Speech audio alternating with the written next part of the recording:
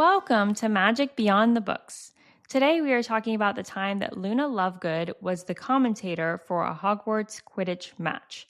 I'm Renee, and Jessie is back with us guest hosting the podcast. Do you want to introduce yourself and share your wand? Hi, I'm Jessie, and my wand is a hazelwood wand with a unicorn core, 11.5 inches and hard flexibility. Warning, there are Harry Potter spoilers in this episode. Nice. Okay. So let's talk about wands. I also took this test for the first time. I've never taken it. My wand is also a hazelwood dragon heartstring core, 9 3/4 inches long and unbending for its flexibility. So should we start with cores? Yeah, sure. There's only 3 options for what the core of the wand could be. It could be unicorn hair, dragon heartstring, or phoenix feather. Yes. And I guess we should clarify when we're talking about Ollivander's wands. Other wand makers will use other cores, but the Mr. Ollivander that we know decided that these 3 are the best, and so these are the only ones that he'll use. He says that these are the supreme cores.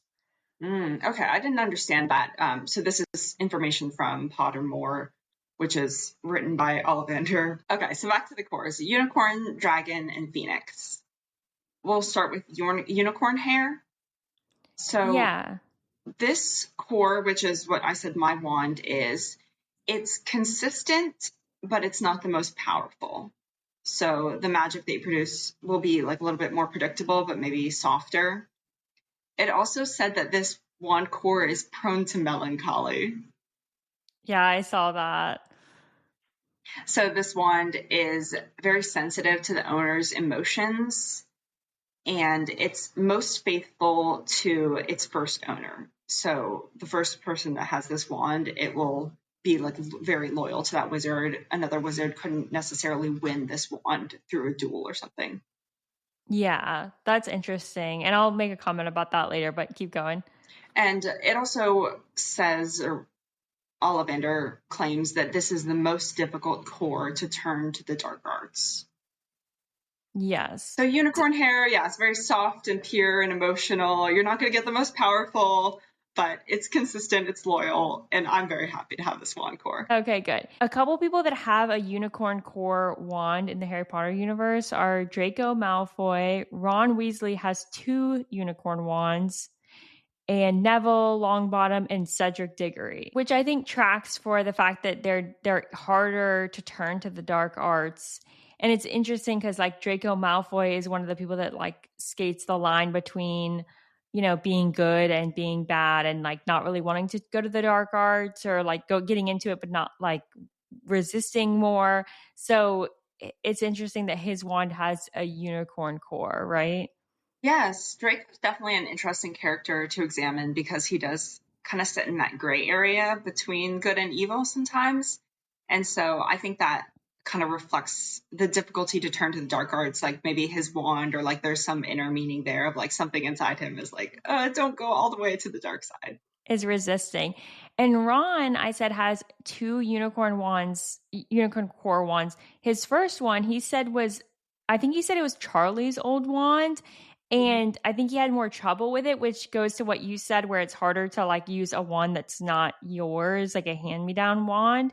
Oh, that makes sense. Yeah, that the unicorn is loyal to his first owner. It's not going to change to the owner's brother. Yes, and that's the one that ends up getting broken when they crash into the Whomping Willow, but then he gets a new one, and that one also has a unicorn core. So, I mean, I think maybe I feel like Ron's one of those people who you never think is ever going to turn to the dark side or the dark arts, even when he leaves Harry and Hermione, I never thought oh, he's going to be bad now or anything Yeah. Yeah, and Ron's definitely, I think, of the 3, well, maybe not of the 3, but Ron's prone to being a little bit more emotional. Mm-hmm. And I would say he, as a person, he's consistent. He's relatively consistent as a friend, but he's not the most powerful wizard. We're never thinking that he's the strongest at magic or skills or any, the magical skills and classes and stuff. Yeah. Do you want to talk about Dragon Heartstring next? Yeah, I have a dragon heartstring core, which on the flip side is more likely to go to the dark arts. So those ones tend to have the most power, whereas unicorn tends to be the least powerful, and have dragon heartstring wands have the ability to produce the most flamboyant spells. They tend to learn more quickly than other wand types, and they bond strongly with their owner. They bond strongly with their owner, but their allegiance can be won over by someone else. Yeah. Dragon heartstring, like we said, easiest to turn to the dark arts if the master chooses it. And they can be somewhat temperamental. They're most prone to accidents of all the cores. And some people that have dragon heartstring cores are Victor Crumb, Lucius Malfoy, Bellatrix Lestrange, Peter Pettigrew, and Hermione Granger. Interesting. When I read the prone to accidents, I was thinking Neville would have this, or is it Dean? Like in the movies, he always has the explosions. Oh, I think that's Seamus, but yeah. Seamus. Yeah, some people I'm not sure if we know everyone's wand type. But Neville, we said, is the unicorn hair. He's not dragon heartstring. Yeah. I was reading through these, I was thinking, oh, dragon heartstring, that must be the most expensive wand. But actually, these cores are all pretty rare. Unicorn hair, dragon heartstring, phoenix feather, these things must be so expensive. Yeah. These are definitely more expensive cores than like using other materials. And also, we should note that of the three, though, phoenix feather is the most rare. Yes. So phoenix feather, it's the most rare, and it's capable of the greatest range of magic. But it's slow to reveal its full power. So this one you might kind of have to grow into. Yeah. And obviously, Harry and Voldemort both have phoenix feather core wands. Yes, exactly. This wand is also picky about its owners. Its allegiance is hard won. And it's noted that the phoenix feather shows the most initiative. So they might perform spells on their own. For example, we see this with Harry's wand in the 7th book when the Death Eaters are chasing him on the broom and his wand does some magic by its own initiative. That's kind of a symptom of a phoenix feather wand. Yeah, that also explains in the beginning of the 5th book, he does the Patronus charm when he's with Dudley, but there's a moment where he can't see anything and he's not holding his wand and he's looking for his wand and he says Lumos and the wand just does it on his own. And I always wondered why the ministry never brought that up, because they're talking about like him doing the Patronus charm in front of a muggle, but they never bring up that he did the Lumos charm in front of the muggle, which I guess is because the wand did it on its own, I guess is the explanation. So that's interesting. Yeah. So those are the 3 cores that Ollivander uses. Quick question. If you were a wand maker, what kind of core would you source? I mean, Ollivander has a long history, their family, and I looked in the articles and he said that like from seeing his dad struggle with using other cores, he decided like he's only going to use those 3. I know other wand makers use different stuff, like Fleur's wand has Vela hair in it. Yeah. I don't know. I mean, those 3 seem like strong, like powerful, rare, magical creatures. Maybe if there was something from like a Thestral, like I don't know if they have hair, but Thestral's bone. Yeah, like bone marrow from a Thestral or something. Maybe that'd be interesting. Yeah, I was thinking maybe like solid gold or some kind of metallic core. Yeah, that'd be interesting. So let's look at some wand woods now. Yeah. And for the record, not every single type of wood can be used. It's not of wand quality. There's a minority of trees that can be used to create wand woods. But it's still a long list. It's much longer than 3 different types of wood, like with the cores. Yeah, we're not going to go over them all because there's a lot of options, but we will look at hazel because that's what my wand is. And mine. And yours, yes, of course. The host of the podcast. Yeah, remember I'm here too. Hazel is sensitive to the owner's emotions, kind of like the unicorn hair core.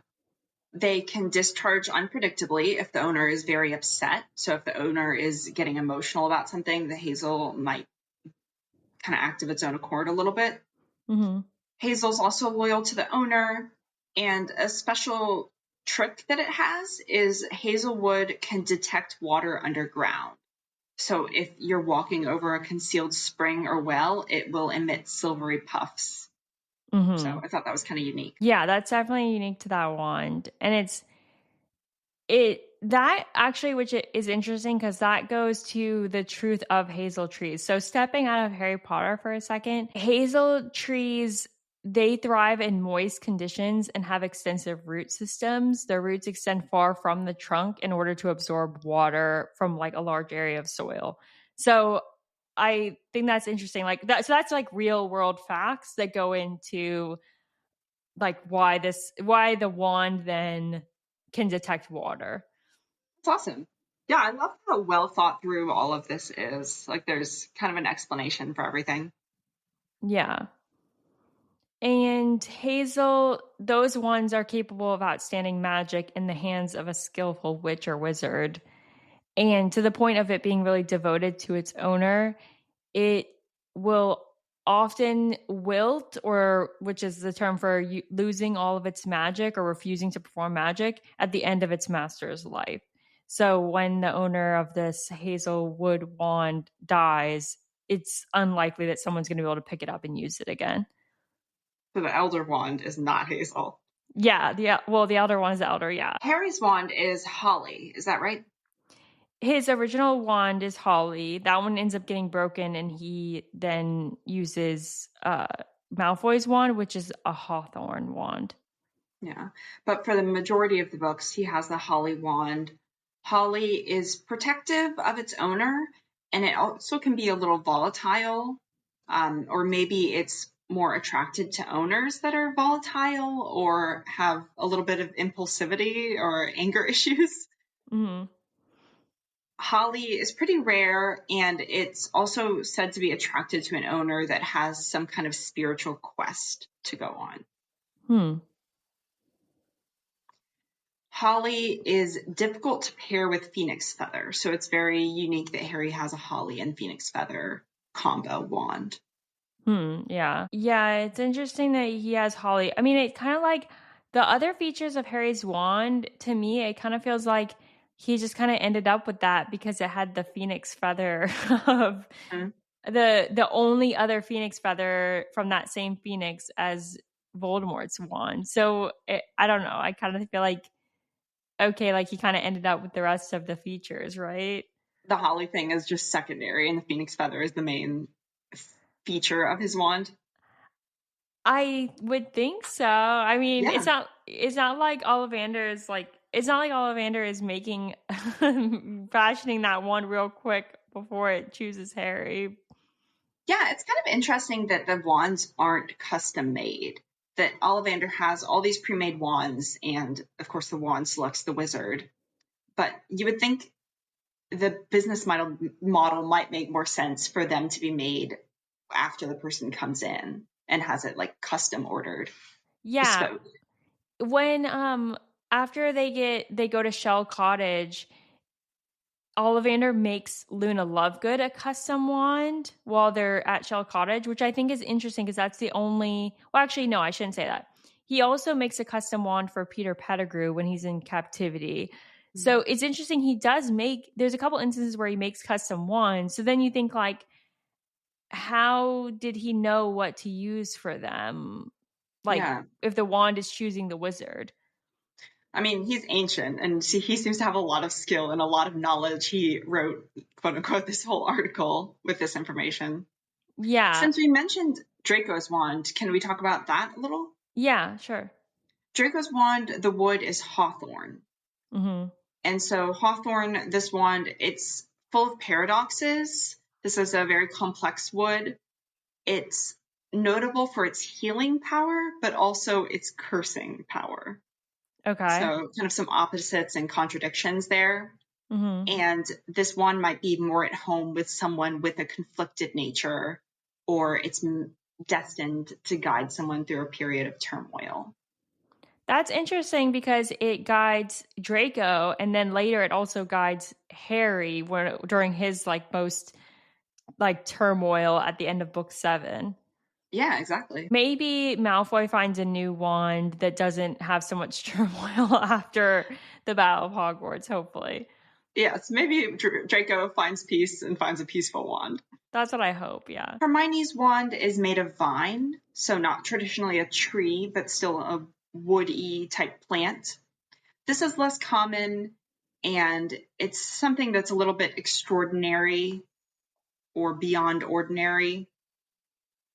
The vine wands are attracted to personalities with hidden depths. I think that makes sense for Hermione. Yeah, certainly. Ron's wand is willow, and this, like the hawthorn wand with Draco, is associated with healing. So willow, healing, and it's also attracted to a personality with some insecurity, or it's phrased as someone who has the most potential and the most room to grow. So if you come in a very strong wizard, for example, Harry, I think before Harry even learns magic, he has like this competency. And so I think Willow wand would have been mismatched with him, whereas Ron has, a lot of errors and stuff at the beginning, and he's kind of insecure, and he has a lot of room to grow and learn, and the Willow wand is well matched for someone that it can do that with.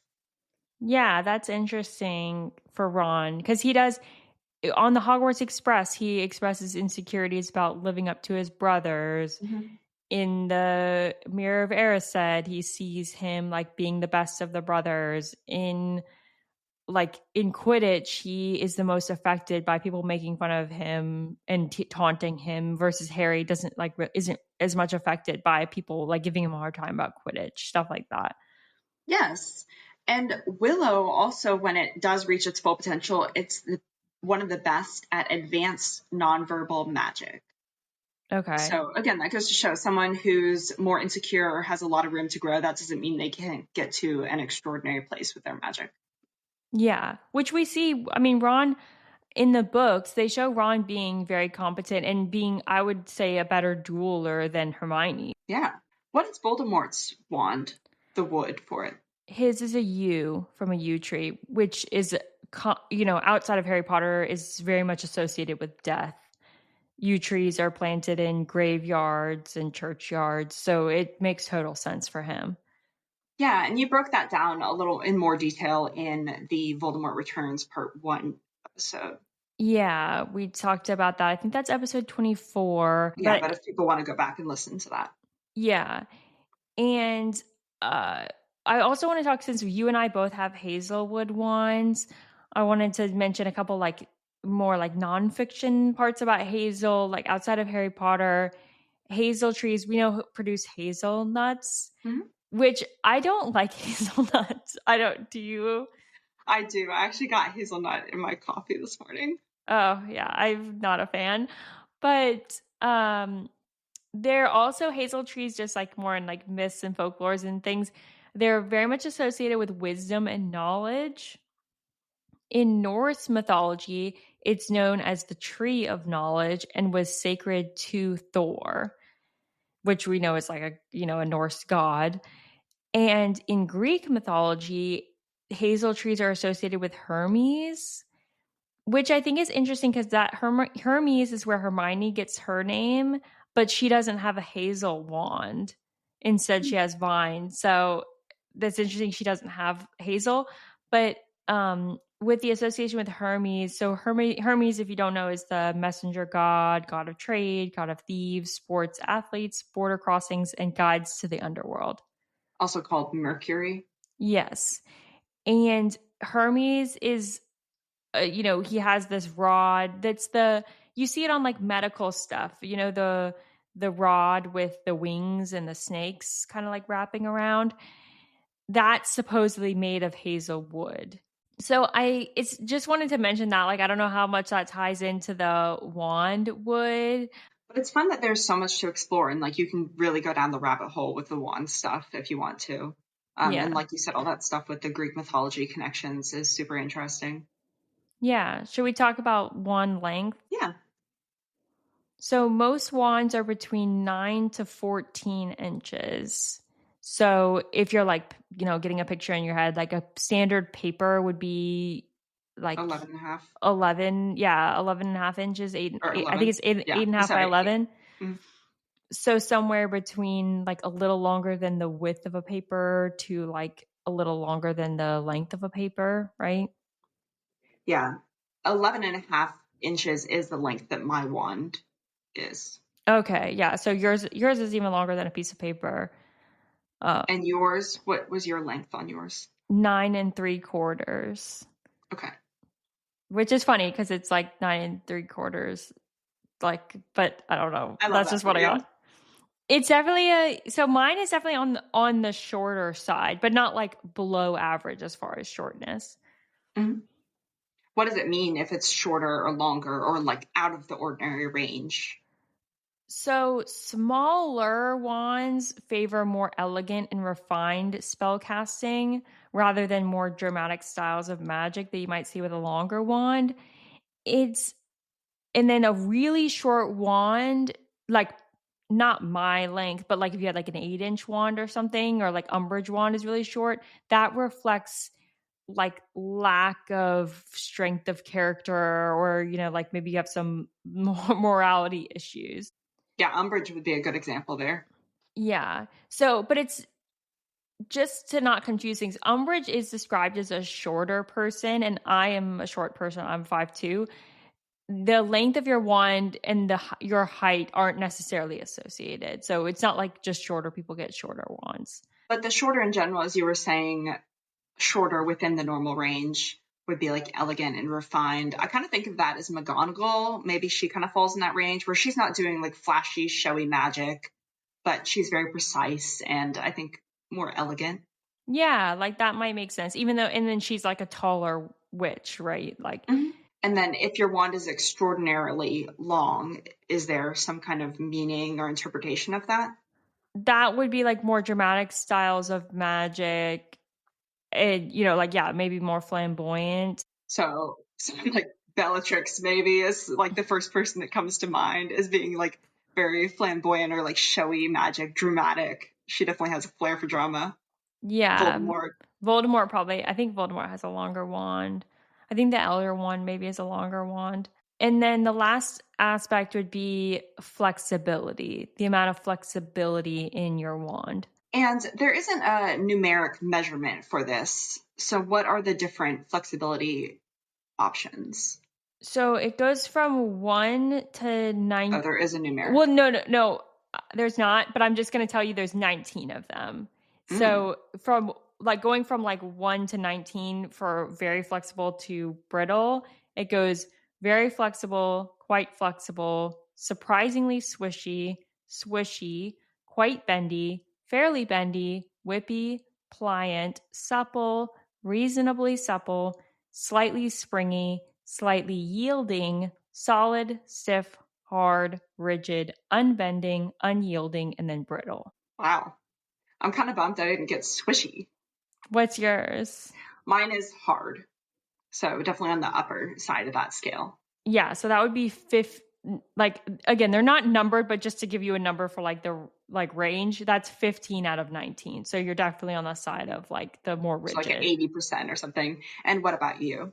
Mine is unbending, so that's 17 out of 19. So I'm definitely on the side of being more rigid. Do we know what Harry's wand is? Do we have any indication of that in the books? Harry's wand is classified as unbending. That's the same as mine. So definitely on the side of being more rigid. The flexibility reflects the degree of a master's willingness to change and their adaptability. Interesting. So I think that makes sense for me. I don't think I'm a very adaptable person. I've definitely been described as more like stubborn and determined. So I think that makes total sense that my wand is on a like less flexible. Yeah, I feel like I would fall on the more flexible, but maybe as I've gotten older, I've gotten more stubborn. Yeah. In the book, who's a character that you think would have a more flexible wand, a swishy? I would imagine probably like Luna Lovegood. She's like very accepting of new and different ideas and is able to like adapt quickly, I would guess that hers is more flexible. Yeah, I would definitely agree. I know James Potter's wand was described as, I believe it was James Potter was described as whippy. That's on the more like flexible side. So yeah, comment, tell us what type of wand you had, but those are all the aspects of the different kinds of wands. Should we get into the scene? Yeah. All right. So this scene, just for reference, if you want to look back, this is from Harry Potter and the Half-Blood Prince, which is book 6. It's chapter 18, Elf Tales, pages. We're just going to talk about the Quidditch match. So that's pages 412 to 415. Or if you're listening to the audiobook, depending on which one you're listening to, it's about 23 to 24 minutes in to about 29 to 32 into chapter 19. So it's just a couple minutes or a couple pages if you want to go back and read. Yeah, this is a nice short little scene, but it's definitely funny and a memorable one to turn back to. I don't think this scene is featured in the movie at all. Mm-mm. Yeah, I don't think so either. I also like the movies, like they just skim over a lot of the Quidditch stuff. So it's a fun one for the true book fans. yeah. So it starts out with Harry, who's the captain of the Gryffindor team, arriving late for the Quidditch match. Harry. This is the match against Hufflepuff. Yes. And Harry was late because he had a run-in with Malfoy and he wanted to follow Malfoy as he does this entire book. But then he decides, oh no, I have to, run to the Quidditch match. So in his head, he's like, let's make this a quick Quidditch match and then I'll go tail Malfoy afterwards. And I can't believe this. This is really out of character for Harry for how much he loves Quidditch. The fact that he is considering stalking Malfoy instead of going to the game. Yes, this shows how far this obsession goes. But it makes sense because Harry is inherently good. He, wants to fight against evil. He'll put that even over like the enjoyment of Quidditch. But Quidditch is his number one love, so it's crazy. And he has this thing going with Ginny, so his number 2 love. His number 2 love after Quidditch, right? Yeah, but he's convinced that Malfoy's up to something nefarious, and he saw that Malfoy was leaving the Quidditch area, like the grounds, when the entire school is there, and so he's like, what is he doing? Like, why is he going somewhere away from the entire school? That's very sketchy. Yeah, with 2 girls, which, he finds out later is Crabbe and Goyle in disguise. But yeah, it's just very like weird and out of character for Malfoy. So Ginny's upset with Harry. She's like, where have you been? Why are you late? And yes. Harry admits to her, he's like, oh, I saw Malfoy and I got distracted. Yeah, and she's like, what does that have to do with anything? Like, why are you not here? And it's funny because this predates them being a couple, but this feels very much like a couple conversation. Yeah, everyone else is in the locker room too, and they're just kind of like having this one-on-one conversation, like underneath their breath to each other. Yeah, everyone's dressed and ready to go and just waiting anxiously. And then Harry doesn't announce to the whole group where he's been or why he's late. It's just him and Ginny having this little like quiet whisper session where he's explaining. Yes. And at this time, 2 of his team members are down, right? Yes. So Angelina was cursed by the necklace. No, so she's Katie Bell. Yeah. Katie Bell, sorry, was cursed by the necklace. So she's in the hospital wing. And there's a replacement chaser filling in for her, substitute. And then Ron is in the hospital wing because he was poisoned by a drink that he had with Slughorn. Yes, Malfoy has taken out 2 of Harry's players.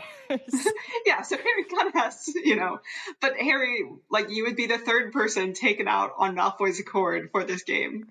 Yes, it's crazy. Yeah, and Katie Bell is not in the hospital. She's in the hospital. Like she's at St. Mungo's. She's that bad. Like she's been out. She's out for like almost her whole year. Whereas Ron's is like more recent. Like I think this is the only game Ron's missed so far. So that's why we have Dean Thomas playing for Katie Bell and Cormac McLaggen, which we'll talk a lot about later, playing for Ron. Yeah, Cormac McLaggen, he is just a substitute. He's like fresh off the bench and he wants to be the captain of the team. Yes. He's an interesting person. Maybe I'll save some of my comments for later.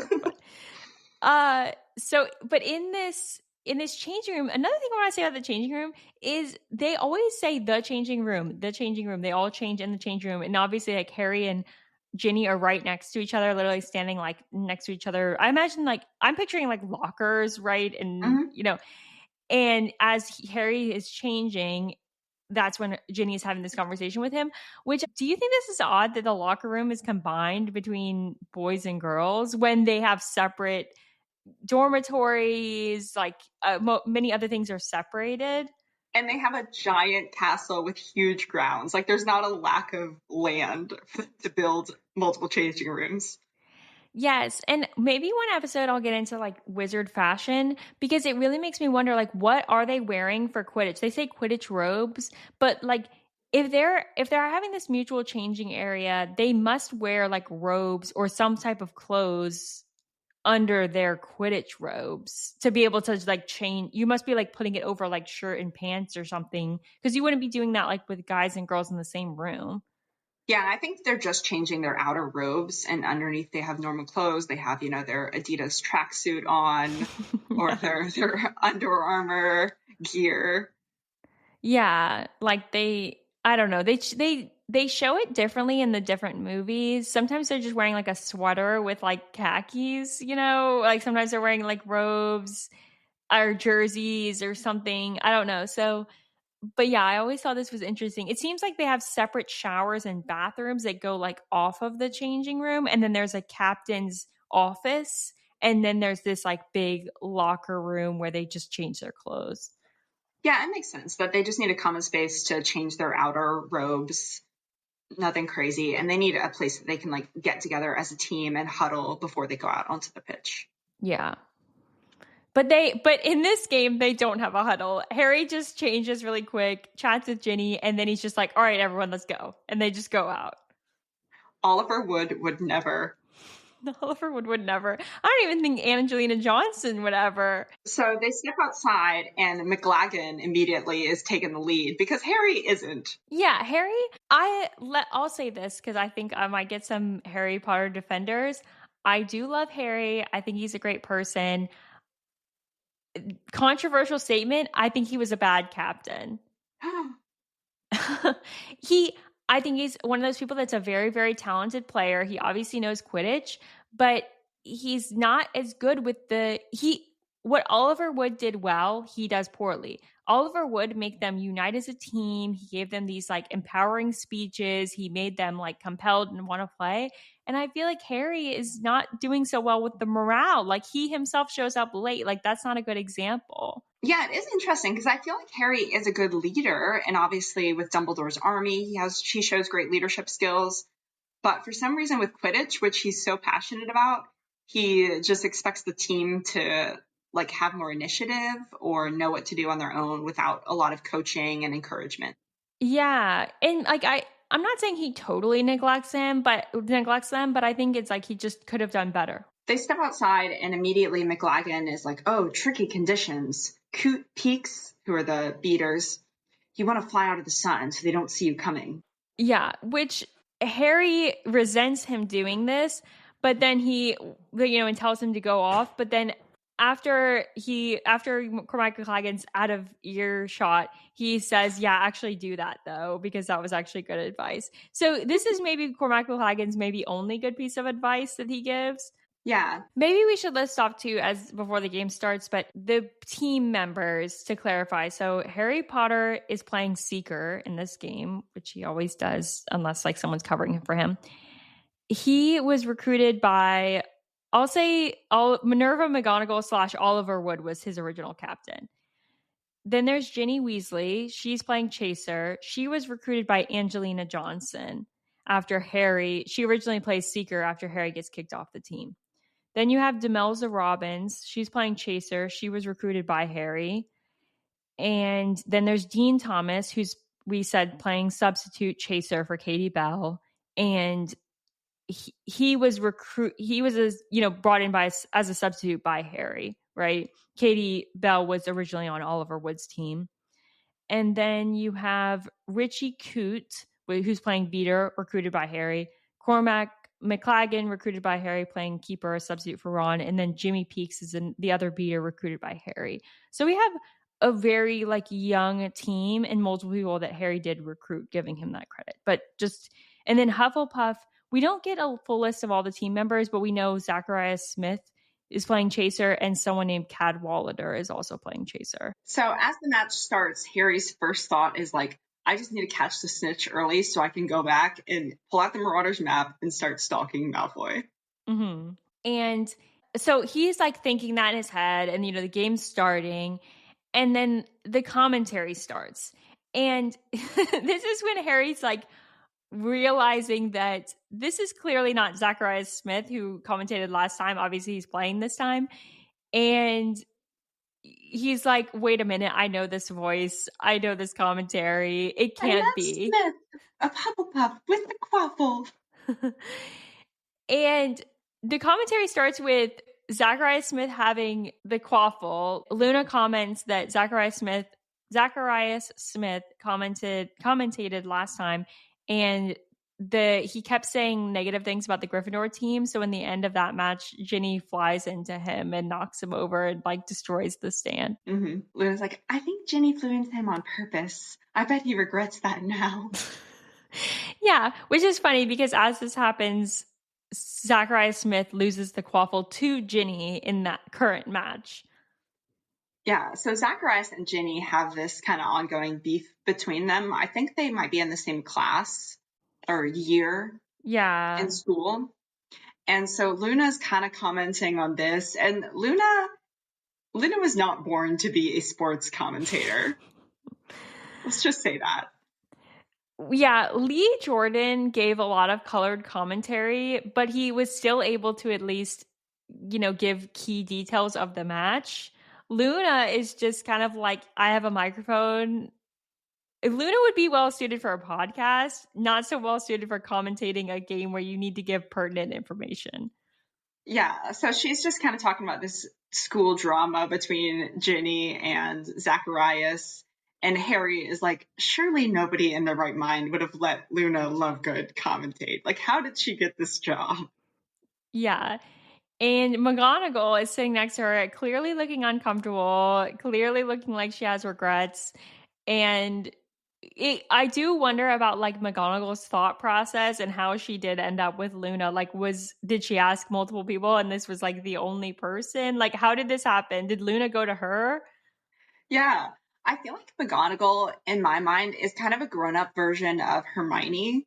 Mm-hmm. And obviously Hermione's impatient with Luna and just they're very different people. And I feel like there's that same contrast between McGonagall and Luna. So it's funny that they're sitting next to each other and Luna's not doing her job well, doing the commentating. And McGonagall's just like fighting the urge to steal the microphone and take over. Yeah. And also for reference, in case people haven't read the books in a while or whatnot, Zacharias Smith is the same character. So he's the one that is in Dumbledore's army, but kind of talks back to Harry a lot and is like, oh, Expelliarmus, that's a simple spell. We don't need to learn that. And, always kind of is very, like, thinks he's better than other people and Haughty. haughty and, like, has issues with all the stuff that Harry does. And he, in the end, like later when they have the Battle of Hogwarts, he just runs away and doesn't help at all. So he's kind of like this cowardly, not that great character in general. And I think that's like part of the reason why Ginny has beef with him. Yeah. And so Luna's commentating on the match. She can't remember the chasers' names. So she's like stumbling over this, like, I can't, she even says, I can't remember his name. It's like Bibble, Buggins. Yes. And McGonagall, it like leans in and she's like, Cadwallader. Yes. That's my favorite quote from Luna, or from this scene even. But now that big Hufflepuff player's got the quaffle from her. I can't remember his name. It's something like Bibble. No, Buggins. And it's Cadwallader. It's not even close to her guesses. And then the crowd is laughing at this interaction because obviously everyone hears this. I don't know I wonder what Luna's impression of that is. Like, does she think they're laughing with her? Does she think they're laughing at her? Is she just totally oblivious to the laughter? Yeah, she seems like someone who just, she gets laughed at a lot. I think she's just learned to like not even care or like not sure, not even know if they're laughing at her or with her. Good for her. So that's the Cadwallader taking the quaffle from Ginny. And then Cormac McLaggen after that. So Ginny had taken the quaffle from So for the people following the game, clearly not Luna, Zachariah Smith had the quaffle. Ginny took it from him, and then Cadwallader gets it from Ginny. And then at this point, Cormac McLaggen, who's the keeper, let's remember, starts yelling at Ginny for losing the quaffle, and he's not paying attention because he's trying to scold Ginny for that. And then Cadwallader ends up scoring against him. Yeah, so there's a lot going on, just chaos on Harry's team, because maybe Harry hasn't like stepped up enough as a captain, but McLaggen is like super mouthy and bossing everyone around, and it's definitely hurting their game. Yeah, it's so inappropriate. I don't know. Cormac McLaggen, like, I think he's got this thing where he's like determined to show his value here to this team. And he's got it in his head that like coaching them is the way to do it, I guess. But it's just like, it's so inappropriate. And like, it's one quaffle loss in the very beginning of a game. And it's like the coaching has distracted him so much that he's not doing the basic tasks of his own position, which is playing keeper. Like, you have to pay attention to that. So I don't know. It's some crazy behavior, but it basically gets Harry and Cormac in a little bit of a yelling match where like Harry's saying basically like, leave Ginny alone. You need to be focusing on defending your goals. And Luna comments on this. So she says, and Harry Potter is now having an argument with his keeper. Luna, not the kind of thing you want to point out if you're on Harry's side. Like, I know she's not supposed to be a biased commentator, but like, have some respect, let him wrangle his team without drawing attention to it. Yeah. So now Harry's like, this is making Harry even more flustered. He's swearing and he decides to go back to the snitch search, which is also, I don't think seekers make the best captains. It seems like how are you going to like pay attention to the morale of your team when you have this separate task that requires you to not pay attention? Mm-hmm.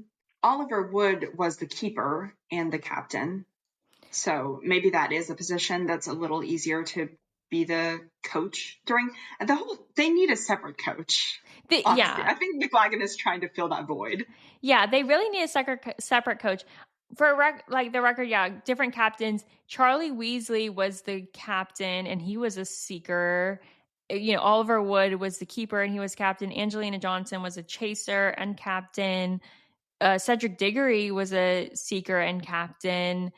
So it's like, it seems like seeker is a common captain position, but it doesn't make sense to me. I think keeper would be the best one. You have a good visibility of everyone. I don't know. So, but I think Harry's flaws as a captain reflect more that he just has other things going on in his life and that he can't take a Oliver Wood level of dedication to it. Yeah. So the game continues. Ginny and Demelza both score. Cadwallader scores again. And Luna is not keeping track of the score. She's talking about cloud shapes. Yeah, and quote-unquote loser's lurgy that she thinks Zachariah Smith is ailed with. So the only way that we're keeping track of score is with McGonagall like jumping in and taking note of it. Yes, exactly. Thank God for McGonagall. When McGonagall announces the score, Luna's like, is it already? Is it already 70-40? Which it's funny because she is a fan of Quidditch. Like, she goes to the other matches, but I think she's just getting distracted. I mean, for the record, like, I've commentated before for sports, and you do have to like pay a lot of attention. It takes some special skills, right? Like, you need to be like, which you can't be like looking up at the clouds or focusing on a player who doesn't have the ball, right? Yeah, it's a lot of names to remember. You want to be able to call out the strategies that the team is using or different formations, interesting information like that, keep up with the score. And in Quidditch, there's things happening at the same time. Like the Seekers are kind of playing a different game than the Chasers. than the beaters. And so it's a lot of components to keep up with. It's a tough job, and I don't think Luna's cut out for it. She's focusing on the wrong components. If you're focusing on Harry yelling at Cormac McLaggen, both of which don't have the quaffle at the time, you're losing who has the quaffle and who's like about to score, right? Mm-hmm. So McLaggen goes as far as to take one of the bats from the beaters, from Peak, and he's trying to give Peak like a beater demonstration in the middle of the match and show him how to do his job. Yes, again, like just just unhinged behavior from Cormac McLaggen. This is a foul. We should clarify. Like there's many things that are Quidditch fouls. It's a foul for the keeper to use the bat to hit a bludger. And at no point should you're not allowed to like be touching the equipment of another position. So for example, like a seeker can't handle the quaffle, a keeper can't go grab the snitch, a chaser can't use a bat to hit bludgers. Like you have your like, stay in your lane. Yeah, stay in your lane. It's literally a foul if you don't. That's why like you don't have when a seeker is out of the match, like you can't have other people catching it, or you can't have someone just like filling in for these other roles. Like that's not how it works. And it's just so crazy to me that Cormac McLaggen is like, oh, we're in the middle of a game. Let me do like a beater demonstration. Mr. Harry told him, stop telling other people what to do and play your own game. Yeah.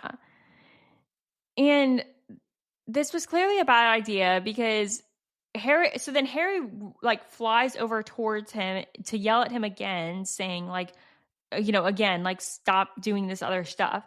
And this just times out horribly where Harry's going towards him. McLaggen is trying to hit a bludger for Peaks and he shanks it, like it hits off the side, and the bludger ends up hitting Harry directly in the head. So Harry is out from the game and wakes up in the hospital wing. Yeah, he's unconscious. It turns out he cracked his skull from this, which again, like how does Quidditch not kill people? But or more people, I should say. One of my favorites is that Harry's first thought when he wakes up in the hospital wing, he sees outside that it's gotten darker and he's like, oh, it's been hours. I can't find Malfoy anymore. Or I missed my chance to chase Malfoy. Yes. So crazy. Like obsessed. Yeah. And then like basically he gets a recap of the match from Ron in the hospital wing. And Ron tells him that they lost and the final score was 320 to 60. 320 to 60. That's so bad.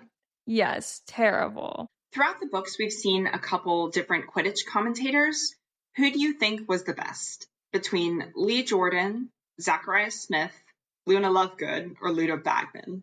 I think Ludo Bagman, obviously he's the professional and he does a really good job. And even when Harry does the first task of the Triwizard Tournament, we see he commentates again. So he did a good job with that too. So I think he's like, to me, he's clearly the best. But out of the Hogwarts people, I would say Lee Jordan, even though he got sidetracked, did a pretty good job. Yeah. Ludo, we see him at the Quidditch World Cup commentate, and there, obviously that's a high pressure game, huge audience, lots going on. And there's the Bulgarian team with all the Bulgarian last names, and Ludo was on it. He knows everyone's name. He's very quick and like a traditional commentator that's very dramatic. I think of some sports sports shows like WWE where the commentary is so important and it's like, oh, and then he picks him up and slams him. And the commentary kind of tells a story and like amps up the drama. Mm-hmm. Or even like American football, like he's running, he's at the 10-yard line and he scores. The commentary is a big part of like the sports spectator experience. Mm-hmm. And so it's hugely important. And obviously Ludo was great at it. Yeah. And I think like it's interesting. I mean, Lee Jordan and for Hogwarts, Lee Jordan commentates all of them despite the fact that he's a Gryffindor. And I think they had issues with him being biased. I don't know how Hogwarts should do it. I was trying to think of it. Like, how should Hogwarts have the commentators if you're doing these different matches between these houses? I would suggest that they have the captains of each of the teams commentate for games that they're not a part of. So you can But it's hard for them to be unbiased, I would think. I mean, all the students are going to be biased towards some house or another, but like especially the captain of the team. But go on. But I'm saying, like, so Urquhart is the current Slytherin captain. So, like, let's say he commentates for the Ravenclaw versus Gryffindor game. And then Harry commentates for Slytherin versus Ravenclaw and Hufflepuff versus Ravenclaw. And then the Ravenclaw captain does, like, Hufflepuff versus Gryffindor and then in Slytherin versus Hufflepuff. And then Hufflepuff could do Slytherin versus Gryffindor. So you have every captain does like one or two games of two separate teams. And you already know that they know well enough about Quidditch because they've had a lot of practice with it to be the captain. They know they handle responsibility, and that's why they get to like use the prefect's bathroom and everything. And so they should be, like able to handle this. And it's only one or two other games, so it's not like too crazy. They should be watching the other games anyway for their own strategy and, like gameplay. And yeah, so I think that's the best way because it's like this is a big responsibility and you put it on them. And then maybe if the captain really doesn't, struggles with public speaking or just doesn't want to do it, they can delegate someone else from their team that it has a stronger strength and like work with their head of house for that. But I think that's the most like fair that you can make it, but also get someone who knows a lot about Quidditch. Otherwise, you need to get someone like Lee Jordan, who's not on the team, but is somehow really passionate about Quidditch to just do all the games. Yeah. But could a faculty member do it? Like someone, especially someone who's not head of a house? Could they be the commentator? Yeah, I mean, I think that's an option too. It's just even more work on like a faculty member that already has like a full-time job. And most of them went to Hogwarts. They're still like have the bias of a house. Like I don't think you're getting away from like some level of bias. Yeah, of course. I think McGonagall could do them herself. McGonagall would be great, clearly. Yeah, another person I think of is Horace Slughorn. He's very social, like he loves to talk to people. I think maybe he has a long history with Hogwarts. I mean, he doesn't necessarily seem to show an exceptional interest in Quidditch, but he could maybe do the commentary. He would be biased towards certain individuals, but it wouldn't have to do with their houses. Or their Quidditch ability, yeah. Yeah, exactly. But I think of like a normal high school game, like a soccer game, football game, they have a professional do it or someone's parent does the announcing. Like how is that done at high schools in America? I think it depends on the high school. I don't know. I mean, at my high school, myself and another girl were just high school students. We commentated for the softball games. Mm-hmm. So like it was just other students. Other students, yeah. So I don't think that's like that uncommon for other students to do it, but and it's a good experience for students. Yeah, I would think maybe like the Hogwarts must have like debate clubs and other like they have other clubs. There might be like a public speaking type club and maybe you could have those people do it, or like if there's like a sports interest club. To come to Zacharias's defense a little bit. So Zacharias commented for the Slytherin Gryffindor game and he showed a particular hatred or special attention for the Weasleys. He was really like out to get Ron and Ginny in his announcing and like call them out on stuff. Mm-hmm. But Ginny, earlier in the school year, this is all within the 6th book, had hexed him. And that's how like she got into the Slug Cub because he was like asking her questions about the Order of the Phoenix or the fight at the Ministry, and she hexed him. And then that is what kind of sparked all this beef, even though it was brewing before that. Yeah. So I'm kind of like, I don't know. You can kind of like give him some grounds for that of like, she did attack him when he was just asking questions. And so he's going to take it out on her and her brother. Yeah. I mean, he seems to make a lot of comments like Harry's just putting his friends on the team, which I know it can look like that, but he wasn't the one that recruited Ron Weasley. That was Angelina Johnson, and he wasn't even there for the tryout. So there is that. And Ginny is a really good player. So it kind of shuts him up, I think. And the beaters, like Harry recruited the current beaters, and they're not anyone that we have heard of at other points of the book. Like they're not people he hangs out with. Coots yeah. Angelina had recruited different people to replace Fred and George, but they weren't very good. And some of the beaters don't have, I think it was Coot or Peaks. One of them is like a skinnier, not like doesn't have the typical body type of a beater. But still, I'm not going to defend Zachariah Smith because I just don't think he's a very good person. So who hired Luna to do this? Was it McGonagall responsible for picking the commentator? It seems that she is, because she seems to be the one that like worked with Lee Jordan as well and sat next to him. So it seems like this assigning the commentator falls under her purview, maybe as the deputy headmistress. Maybe there's some backstory where Luna was like bothering McGonagall about something, and McGonagall was like, "Okay, look, you can be the announcer for the Quidditch match if you leave me alone." Yeah, I feel like we should talk about Cormac McLaggen. Like, I should word this better because the first thing that comes to my mind is like, what the heck is wrong with him? But why is Cormac McLaggen so hell-bent on coaching the other players? Like I said, there's a little bit of a coaching void. Harry isn't really stepping up to the plate for this particular match. And Cormac, so he's only a substitute in this game. As soon as Ron's better, which seems like it'll be in a week, Cormac's out again. Mm-hmm. So I feel like he does have a little incentive to prove his worth and to earn a spot. And maybe he thinks this is the route to do it.